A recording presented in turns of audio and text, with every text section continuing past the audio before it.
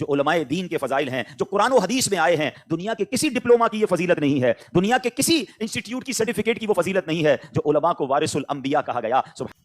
السلام علیکم ورحمۃ اللہ وبرکاتہ. دوستو، علم دین کے فضائل اور اس کے تعلق سے کچھ باتیں پلس حدیث حضرت خالد بن ولید کو بھی آپ سماعت کریں.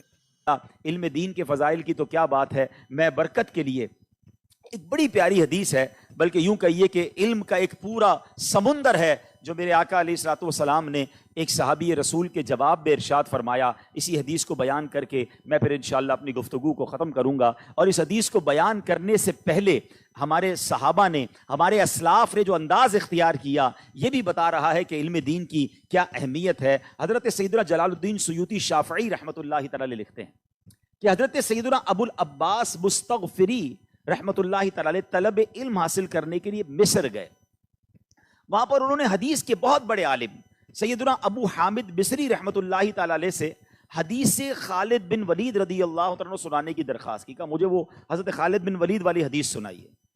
اب بظاہر تو وہ اتنا ٹریول کر کے گئے تھے، مگر جنہوں نے سنانی تھی نا، انہوں نے 1 سال کے روزے رکھنے کی گویا ان کو فیس فرمائی. پہلے 1 سال روزے رکھ کر آؤ پھر حدیث سناؤں گا.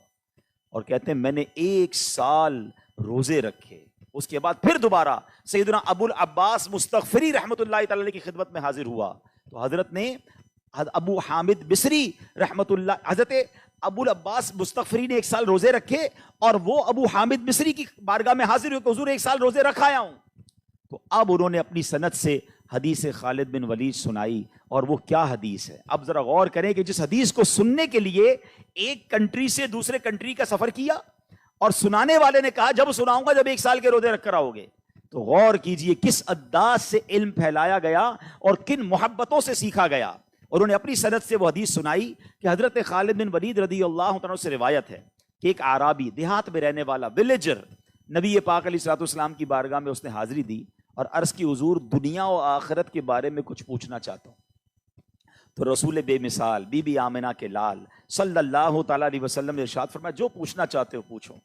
اب اس کے کمال کے کوسچنز ہیں، یعنی یوں سمجھیے ہمارے لیے کتنی بڑی اس دیہاتی نے آسانی کر دی. سوال کیا حضور میں سب سے بڑا عالم بننا چاہتا ہوں، میری خواہش یہ ہے کہ میں سب سے بڑا عالم بننا چاہتا ہوں. پیارے آقا علیہ الصلوۃ والسلام نے فرمایا اللہ سے ڈرو سب سے بڑے عالم بن جاؤ گے. Actually this is the soft where.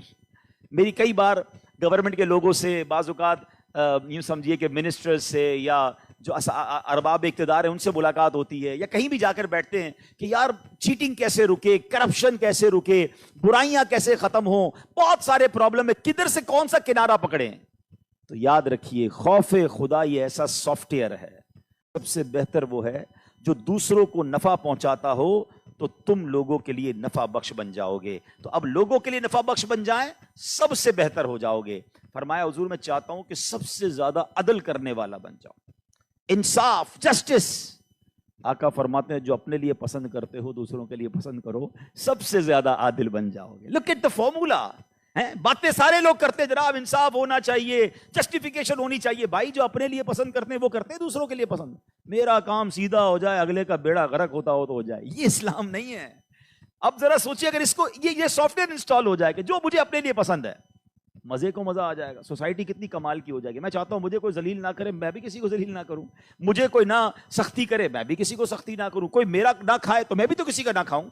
کوئی مجھے ذلیل نہ کرے، میں کسی کو ذلیل نہ کروں. اگر آپ جو اپنے لیے پسند کرتے ہیں وہ دوسروں کے لیے پسند کرنے والے بن جائیں، فرمایا سب سے زیادہ عدل کرنے والے بن جاؤ گے. اب وہ کہتے ہیں حضور میں بارگاہ الہی میں خاص مقام حاصل کرنا چاہتا ہوں. نبی پاک فرماتے ہیں ذکر اللہ کی کثرت کرو، اللہ کے خاص بندے بن جاؤ گے.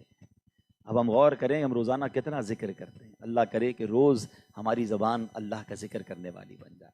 کیا حضور اچھا اور نیک بننا چاہتا ہوں. فرمایا اللہ تعالیٰ کی عبادت یوں کرو گویا تم اسے دیکھ رہے ہو، اور اگر تم اسے نہیں دیکھ رہے تو وہ تمہیں دیکھ رہا ہے. اللہ کرے نمازیں پڑھتے ہوئے، عبادت کرتے ہوئے خیال آ جائے کہ رب دیکھ رہا ہے. اب سنیے وہ عرض کرتے حضور کامل ایمان والا بننا چاہتا ہوں. فرمایا اپنے اخلاق اچھے کر لو، کامل ایمان والے بن جاؤ گے. حضور اللہ عز و جل کا فرما بردار بننا چاہتا ہوں. فرمایا اللہ تعالیٰ کے فرائض کا اہتمام کرو، اس کے مطیع یعنی فرما بردار بن جاؤ گے. کہتا ہے حضور روز قیامت گناہوں سے پاک ہو کر اللہ سے ملنا چاہتا ہوں. کیا کمال کے کوسچنز ہیں یار. ہم میں سبھی تو یہ جواب چاہتے ہیں کہ اللہ کی بارگاہ میں پہنچوں تو گناہوں سے پاک ہو کر ملنا چاہتا ہوں. تو فرمایا غسل جنابت خوب اچھی طرح کیا کرو, اللہ تعالیٰ سے اس حال میں ملو گے کہ تم پر کوئی گناہ نہیں ہوگا. اب یہاں فرض علوم سیکھنے کی بات آ گئی نا, کہ یہ بیسکس ہیں. کئی لوگ ہیں جن کو غسل فرض ہی نہیں آتا کیسے ادا کرنا ہے, حالانکہ یہ جنابت میں رہ کر جو عبادتیں بھی کر رہے ہیں بعض اوقات وہ قبول نہیں ہو رہی. تو پاک صاف رہنا یہ اللہ کو کتنا پسند ہے. فرمایا میں چاہتا ہوں کہ روز قیامت میرا حشر نور میں ہو. آقا فرماتے کسی پر ظلم مت کرو, تمہارا حشر نور میں ہوگا. میں چاہتا ہوں اللہ تعالیٰ مجھ پر رحم فرمائے. ارشاد فرمایا اپنی جان اور مخلوق خدا پر رحم کرو, اللہ تم پر بھی رحم فرمائے گا. یہ فارمولہ ہے. اگر آپ کسی پر رحم نہیں کر رہے تو تیار ہو جائیں. ایسا نہ ہو کہ آپ پر بھی رحم نہ کیا جائے, لوگوں پر رحم کرنے والے بن جائیں. وہ کہتا ہے حضور میں گناہوں میں کمی چاہتا ہوں. ارشاد فرمایا استغفار کرو, گناہوں میں کمی ہو جائے گی. عرض کرتا ہے حضور زیادہ عزت والا بننا چاہتا ہوں. فرمایا لوگوں کے سامنے اللہ تعالیٰ کے بارے میں شکوہ شکایت مت کرو, سب سے زیادہ عزت دار بن جاؤ گے. ہمیں پتہ نہیں ہوتا مگر پیسیولی یہ جو بتا رہے ہوتے ہیں نا, کاروبار ٹھیک نہیں ہے, طبیعت ٹھیک نہیں ہے, مزہ نہیں ہے, پریشان ہوں. جو عارفین ہے نا اللہ والے کہتے ہیں یہ اللہ کی شکایت کر رہے ہو تم کسی سے, کیوں بتا رہے ہو لوگوں کو؟ لوگوں نے تو تمہیں پرابلم میں نہیں ڈالا نا, اللہ کی طرف سے امتحان آیا, لوگوں کو کیوں بتا رہے ہو؟ یہ گویا رب کی شکایت ہے. بات بڑی گہری ہے. ایک بار حضرت رابعہ بصریہ رضی اللہ تعالیٰ عنہ نے ایک شخص کو دیکھا سر پر پٹی بندھی ہے. فرمایا سر پر پٹی کیوں باندھی ہے؟ کہ حضور سر میں درد ہے اس لیے باندھی ہے. اب ایک جملہ فرمایا انہوں نے, سمجھدار سمجھ جائیں گے. وہ کہتی ہیں کبھی صحت کی پٹی بھی باندھی تھی, آج اللہ نے تھوڑی دیر کے لیے بیمار کیا تو لوگوں کو بتانے چلے. اب یہ بات بڑی گہری ہے. مزہ یہ ہے کہ اگر میں کسی تکلیف میں ہوں نا تو میں جانوں میرا رب جانے, جس نے زندگی بھر خوشیاں دی ہیں. اگر کچھ امتحان بھیجا ہے, ساری زندگی سائے میں رکھا, اگر کچھ دھوپ بھیجی ہے, اگر تھوڑا سا ٹیسٹ آ گیا ہے تو لوگوں کو کیوں بتانا ہے؟ تو کیا فرمایا لوگوں کے سامنے اللہ کی شکوہ شکایت مت کیا کرو, سب سے زیادہ عزت دار بن جاؤ گے. کہتا حضور رزق میں کشادگی چاہتا ہوں. سنیے فارمولہ, نبی پاک کی زبانی سنیے. ہر بندہ چاہتا ہے رزق وسیع ہو جائے. کہا حضور رزق میں کشادگی چاہتا ہوں. فرمایا ہمیشہ باوضو رہو, تمہارے رزق میں فراخی آ جائے گی. اللہ کرے کہ یہ نیکی بھی ہمیں نصیب ہو جائے. وہ کہتا ہے حضور اللہ اور رسول کا محبوب بننا چاہتا ہوں. ارشاد فرمایا اللہ اور رسول کی محبوب چیزوں کو محبوب اور ناپسندیدہ چیزوں کو ناپسند رکھو, تم اللہ کے محبوب ہو جاؤ گے. جو اللہ کو پسند ہے وہ پسند کرو نا, اللہ کے رسول کو پسند ہے وہ پسند کرو. ہمیں تو پسند وہ آتا ہے جو اللہ کو ناپسند ہے. اللہ کے حبیب منع فرماتے ہیں, ہم اس کو انجوائے کر رہے ہوتے ہیں. نہیں, ہماری پسند اور ناپسند وہی ہونی چاہیے, پھر اللہ تمہیں پسند فرما لے گا. فرمایا حضور اللہ کی ناراضی سے امان کا طلبگار ہوں, اللہ ناراض نہ ہو, امن مل جائے. ارشاد فرمایا کسی پر غصہ مت کرو, اللہ تعالیٰ کی ناراضی سے امان پا جاؤ گے. عرض کرتا ہے حضور دعاؤں کی قبولیت چاہتا ہوں. ہر بندہ چاہتا ہے نا دعا قبول ہو. فرمایا حرام سے بچو, تمہاری دعائیں قبول ہو جائیں گی.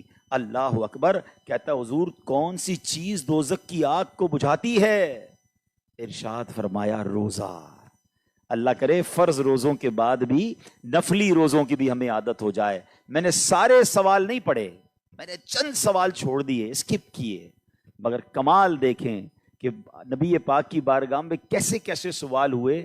اور ہم کہتے ہیں نا نبی پاک کو اللہ کریم نے جوامع الکلم بنایا. یہ ہر وہ سوال ہے کہ ہم میں سے کوئی کرے تو ہر سوال پر شاید ہمیں آدھا گھنٹہ بولنا پڑے, مگر اللہ نے نبی پاک کو کیسے الفاظ دیے کہ ایک ایک لفظ میں ایک ایک جملے میں پوری وضاحت فرما دی. جبھی تو سیدی اعلیٰ حضرت کہتے ہیں نا میں نثار تیرے کلام پر ملی یوں تو کس کو زبان نہیں, وہ سخن ہے جس میں سخن نہ ہو, وہ بیاں ہے جس کا بیاں نہیں. تو اے میرے پیارے اسلامی بھائیوں, جو عربی نے پہلا سوال کیا تھا نا کہ میں دنیا اور آخرت کے بارے میں کچھ پوچھنا چاہتا ہوں, اس میں ہمیں یہ بھی سیکھنے کو ملا کہ جب کسی عالم دین سے کوئی سوال کرنا ہو تو اس سے پہلے سوال کرنے کی اجازت کر لینی چاہیے کہ کیا میں کوئی آپ سے سوال پوچھ سکتا ہوں. اور سبحان اللہ سوال کرتے رہنا چاہیے. مولا کائنات مولا علی شیر خدا کرم اللہ تعالی وجہ الکریم سے مروی ہے, علم خزانہ ہے اور سوال اس کی چابی ہے.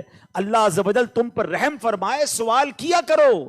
یعنی سوال کرنے, کیونکہ سوال کرنے والوں کی صورت میں, سوال کرنے کی صورت میں 4 افراد کو ثواب ملتا ہے.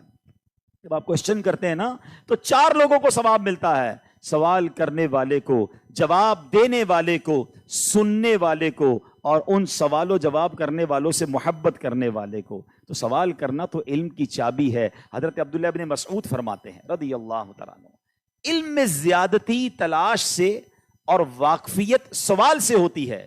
تو جس کا تمہیں علم نہیں اس کے بارے میں جانو، اور جو کچھ جانتے ہو اس پر عمل کرو۔ تو بہرحال میرے پیارے اسلامی بھائیوں، سوال کرنے میں شرمانا نہیں چاہیے۔ بعض اوقات یہ اسٹوڈنٹ بیٹھے ہیں، آپ لینگویج سیکھ رہے ہیں، آپ کمپیوٹر سیکھ رہے ہیں، آپ کورسز سیکھ رہے ہیں، ایون آپ درس نظامی کر رہے ہیں، بعض اوقات سوال کرنے میں شرماتے بھی ہیں اور بات سمجھ بھی نہیں آتی ہے، تو پھر تو آپ وہ علم حاصل ہی نہیں کر پائے نا۔ یاد رکھیے گا، حضرت عمر بن عبدالعزیز رحمۃ اللہ تعالی علیہ فرمایا کرتے، مجھے بہت سارا علم آتا ہے، بہت کچھ علم سیکھا میں نے، مگر جن باتوں سے سوال میں شرمایا تھا آج بڑھاپے میں بھی اس بات سے جاہل ہوں، کیونکہ سوال نہیں کر سکا، سوچتا ہی رہ گیا کہ سوال کروں کہ نہ کروں۔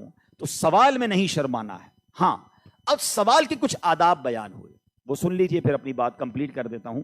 مولا کائنات شیر خدا امیر المومنین حضرت مولا علی رضی اللہ تعالیٰ عنہ فرماتے ہیں، عالم کے حق میں یہ ہے کہ اس سے بہت زیادہ سوال نہ کیے جائیں اور اس سے جواب لینے میں سختی نہ کرے، اور جب اسے سستی لاحق ہو تو جواب لینے کے لیے اس کے پیچھے نہ پڑ جائیں، اور جب وہ اٹھے تو اس کے کپڑوں کو نہ پکڑے۔ یعنی اگر علماء بیزی ہیں، اس وقت طبیعت ٹھیک نہیں ہے، کسی مصروفیت میں ہیں، تو اس وقت اپنے ٹیچر سے سوال نہیں کرنا، بلکہ پہلے اجازت لیں کہ حضور کچھ سوال کرنا ہے، اور جب وہ اپنے آپ کو فریش فیل کر رہے ہیں اور آپ کو جواب دینے کے لیے ریڈی ہیں تو پھر سوال کیجئے، عزت کے ساتھ کیجئے، محبت کے ساتھ کیجئے، اور علم دین حاصل کیجئے۔ تو بہرحال اللہ کریم سے میں دعا کرتا ہوں کہ رب کریم ہمیں علم نافع عطا فرمائے، ہمیں انشاءاللہ وہ فضیلتیں یاد ہونی چاہیے جو علماء دین کے فضائل ہیں، جو قرآن و حدیث میں آئے ہیں۔ دنیا کے کسی ڈپلوما کی یہ فضیلت نہیں ہے، دنیا کے کسی انسٹیٹیوٹ کی سرٹیفکیٹ کی وہ فضیلت نہیں ہے جو علماء کو وارث الانبیاء کہا گیا۔ سبحان اللہ، حدیثوں میں یہ مضمون ملتا ہے کہ عالم کے قلم کی سیاہی اور شہیدوں کے خون کو تولا جائے گا، اور علماء کی سیاہی جو ہے وہ شہیدوں کے خون پر غالب آ جائے گی۔ یہ فضائل اور کس چیز میں ہیں؟ تو ہم نے اپنی اس بیس کو ہمیشہ یاد رکھنا ہے۔ دوستو، آپ نے بیان کو سنا، یہ بیان آپ کو کیسا لگا کمنٹ کر کے ضرور بتائیے گا۔ اور ہاں دوستو، یاد رکھیے گا کہ علم دین سیکھنا ہر ایک مسلمان مرد اور عورت پر فرض ہے۔ علم دین خود بھی سیکھیں اور اپنے اولادوں کو بھی سکھائیں، اور پلس عالم علماء کی عزت کریں۔ ملتے ہیں کسی اور ویڈیو میں، تب تک اپنا خیال رکھیں اور اسے زیادہ سے زیادہ شیئر کریں۔ السلام علیکم ورحمۃ اللہ۔